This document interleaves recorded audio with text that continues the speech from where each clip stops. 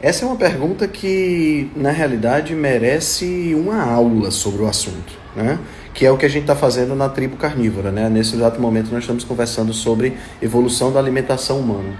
E não existe uma dieta do Paleolítico. O que existe é um range, né? Uma variação de dietas, porque o ser humano tem, na sua essência, o privilégio de se dar bem com vários tipos de alimentos, né? Então, o que a gente observa, né, no Atlas Etnográfico que foi publicado e depois em vários estudos do Loren Corday, usando esse Atlas como base, né, numa análise de 229 populações de caçadores-coletores atuais, o que a gente observa é uma variedade muito grande de alimentação. E essa variedade está intrinsecamente ligada ao ecossistema onde o ser humano está. Então, nesse Atlas, e tem uns gráficos muito interessantes que foram feitos a partir desse Atlas pelo Hermann Pontzen no livro Burn, o que é que a gente observa? A gente observa que quanto maior a latitude, né, quanto maior o distanciamento do Equador, maior o consumo de alimentos de origem animal e menor o consumo de alimentos de origem vegetal. E o que é que isso nos diz? Isso nos diz que a alimentação, primeiro, é muito variável, a alimentação do ser humano é muito variável, mas nos diz também que a disponibilidade de alimento dita aquilo que o ser humano come. É claro que o ser humano ele dá uma preferência natural pelos alimentos de origem animal. E isso se revela quando esses alimentos são obtidos por essas tribos, né? Então você tem, por exemplo, tribos que usam 70%, 80% da sua alimentação de vegetais, mas que quando caçam alguma coisa, ou seja, o ambiente impõe uma alimentação rica em vegetais, né? Principalmente tubérculos e frutos, mas aí quando esses indivíduos, né, quando essa tribo caça alguma coisa, os tubérculos e frutos são considerados alimentos secundários, né? Então é muito claro que a nossa espécie ela tem, primeiro, essa variação de alimentação, que é muito interessante, muito legal, né?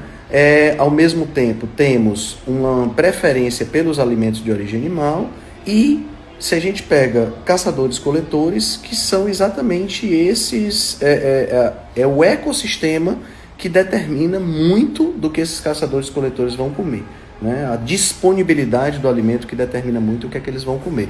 Então, por exemplo, quando você pega tribos do Equador, como os Tsimane, como os Tuquicenta, você vai ver uma grande quantidade de vegetais em comparação com os animais. Esses estão na faixa do Equador. Na medida que você sobe, né, ou que você desce, em termos de latitude, né, que você aumenta a latitude, na medida que você aumenta a latitude, por exemplo, pegando aí, vamos descer aqui no Brasil mesmo, pegando lá nos Pampas Gaúchos, na Patagônia, você vai ver uma quantidade maior de carne sendo consumida. Isso acontece por conta da disponibilidade menor de vegetais. Mesma coisa quando você sobe. Se você subir para as regiões árticas, por exemplo, pegar aí os Inuits, né, tanto no Alasca quanto no norte do Canadá, você vai ver uma disponibilidade maior de alimentos de origem animal e uma menor de alimentos de origem vegetal. Portanto, eles acabam optando, fazendo essas opções, né?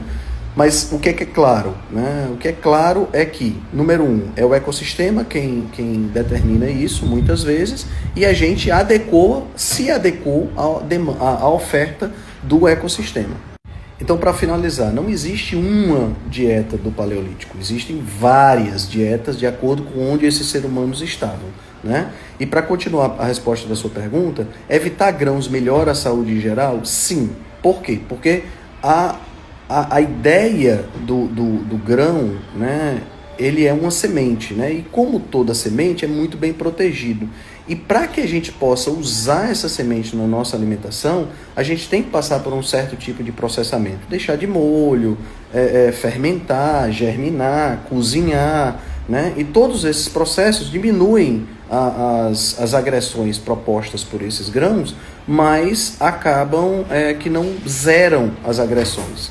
Então, muito do que a gente vê hoje está ligado diretamente à presença dos grãos na nossa alimentação e isso acaba afetando a nossa saúde de uma maneira geral. Uma coisa que é importante da gente frisar é que essa questão dos grãos ela muitas vezes, por conta de ser um alimento base na nossa alimentação há, sei lá, 12 mil anos, desde o surgimento da agricultura, né? Essa questão dos grãos, muitas vezes, ela é vista de forma subestimada, como se eles fossem realmente totalmente inócuos. E a gente sabe que não são, né? Então, o grande problema dos grãos está aí, né? As pessoas têm sintomas e não desconfiam do arroz com feijão, do trigo, porque são tidos como alimentos específicos da nossa espécie e não são, né? A nossa alimentação, se a gente parar para pensar, ela é alimentos de origem animal e tubérculos e frutos, principalmente, né? Então isso aí seria, variando aí nas quantidades, como eu falei antes, seria a nossa alimentação. E é claro, né, é claro que a gente chega à conclusão de que nós somos onívoros, portanto, né? Então nós conseguimos, embora a gente dê preferência para os alimentos de origem animal, nós somos onívoros porque nós conseguimos sobreviver comendo por um determinado período de tempo tubérculos e frutos, né? E pouca carne, pouco alimento de origem animal. No entanto, a gente deturpou o significado de onívoro, né? A gente transformou essa história de ser onívoro em ser comedor de ultraprocessado. Então, ser onívoro não significa churros, bolo, sucrilho e outras coisas mais, né? Então a gente tem que ficar atento com relação a isso.